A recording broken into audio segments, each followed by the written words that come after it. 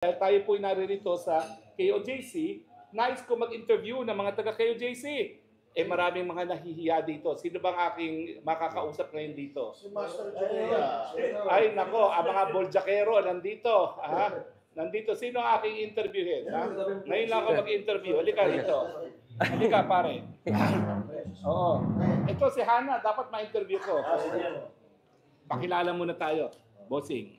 Coach Oli po. Ay, nako, ito pala si Coach Oli. Hello po, Alam mo, Tony Roque.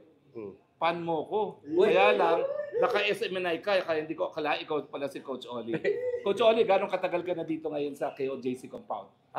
Thursday tayo dumating, no? So, 10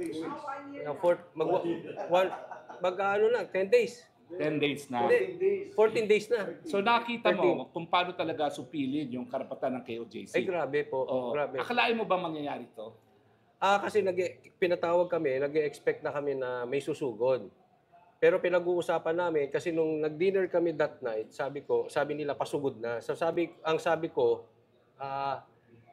sige, hayaan na lang. Sabi nila, hayaan na lang. Pero ang tanong ko dun sa mga abogado, paano pag nag-stay? Sabi nila, hindi yung mag-i-stay kasi illegal. So doon ako nagulat. Nung pumasok sila, okay lang, tapos lalabas na. Ang problema, gusto palang gawing hotel, itong KOJC compound. Libreng charging pa, no? Oo, libre. Dito pa sila umiihi. Dito pa sila nagsisigarilyo na bawal. Naku, talaga manpakin mo, no? Isang sagradong lugar, naninigarilyo. Balita ko, may mga umiihi pa dyan sa mga Meron tabi-tabi. may dumudura po, May Atty. mga Roque. dumidura pa, no?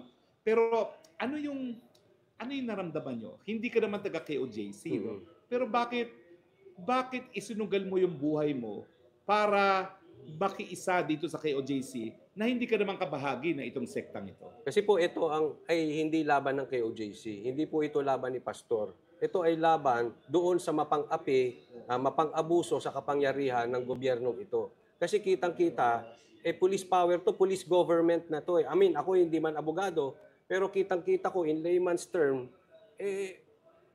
pangbubuli na to ng mga pulis. Hindi na batas. Kaya nga naguguluhan ako doon sa sinasabi ni Marcos na batas ay batas. Hindi po batas ang umiral dito. Police power and police government. Sa madaling salita, para sa akin, martial law to.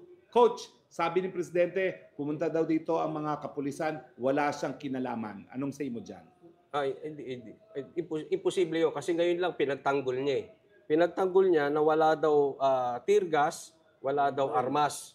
Pero ano ba nasaksihan mo? Ang dami. Kasi well-documented naman yun. So marami tayong evidence, pieces of evidence na nasa live namin, ang daming armas. Hindi lang armas, yung mahahaba.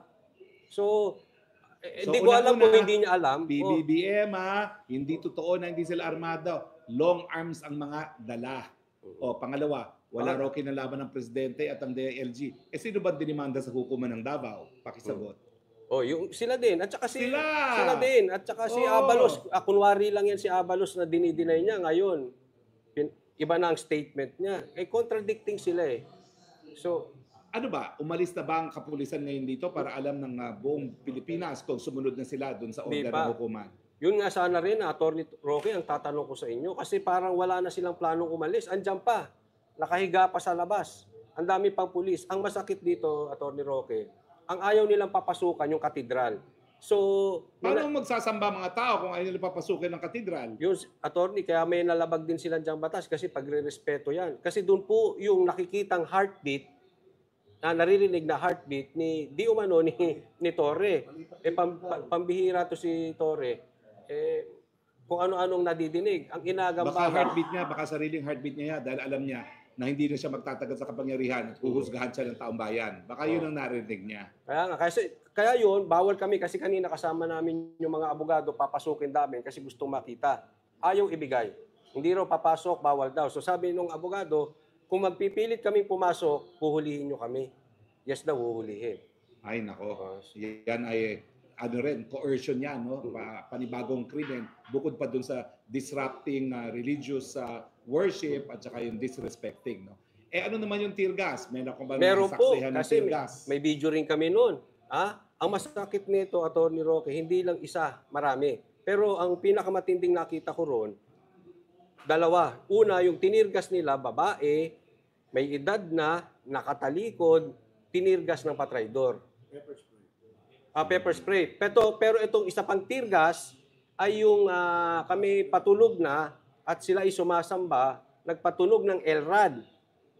Tapos, pagtunog ng LRAD, habang sumasamba, sumabo yung tear gas.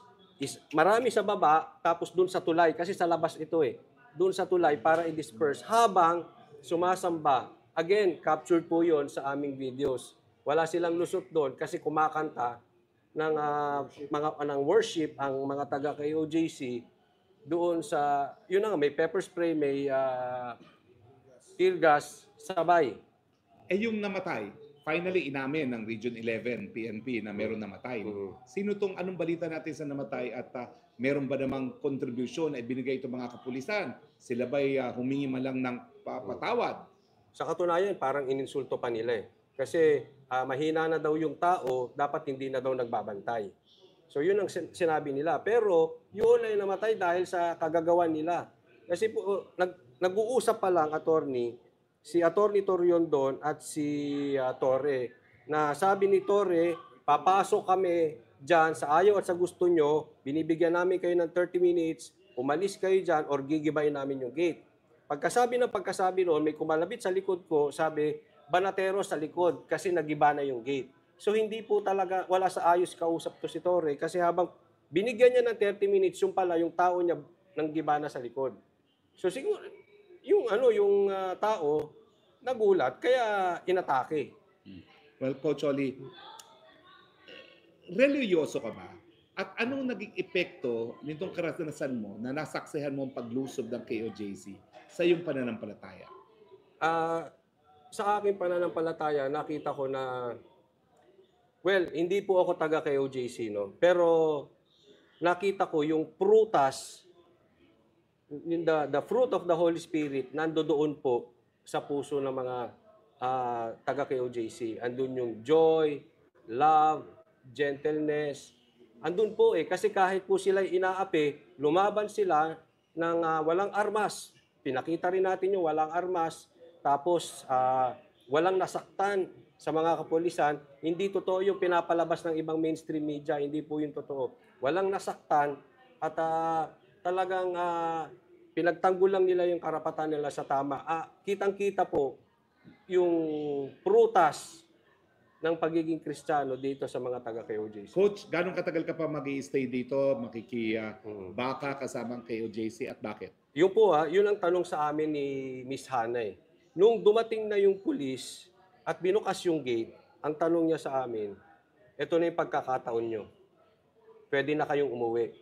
Ang sagot namin, hanggat andi dito yung pulis, hindi kami uuwi. Ang ganda nga nung sinabi ni Master Judea, sabi niya, sama-sama tayo sa Hong Kong nagsaya, sama-sama tayong malungkot. Kaya hanggang dito, andi dito yung mga pulis, hindi kami aalis. Maraming salamat. Ako naman magtatanong. Isa lang. Isa kasi lang. ito yung concern namin talaga mukhang wala silang plano umalis. Kinakailangan bumalik sa hukuman para sila ipaalisin. Kasi doon sa Rules of Court Provision ng Service of Warrant Arrest, wala pong provision na pwede sila mag-occupy ng lugar habang naghahanap sa tao na subject ng warrant of arrest.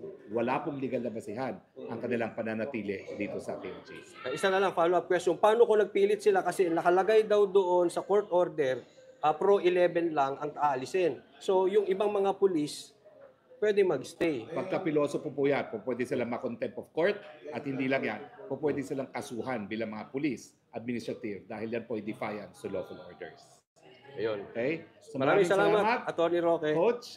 At yan po ang interview natin kay Coach Oli na mahigit 10 araw na nakapiling ng KOJC dito sa Davao habang sila po ay sinalakay. Ang mensahe po natin ay simple lang, no? Kahit ano pa po ang ating pananampalataya, huwag po natin kalimutan. Una-una, tayo po lahat ay tao na inukit ang Panginoon sa kanyang imahe. At pangalawa, tayo po ay mga Pilipino na mayroong karapatan. At kailangan, kapag ang karapatan ng iba ay lantarang nalalabag, dapat po tayo makinig. Hindi lang makinig, dapat po ay manita at ipaglaban yung karapatan ng mga inaapi. Bakit? Dahil sa susunod, baka tayo na po ang biktima.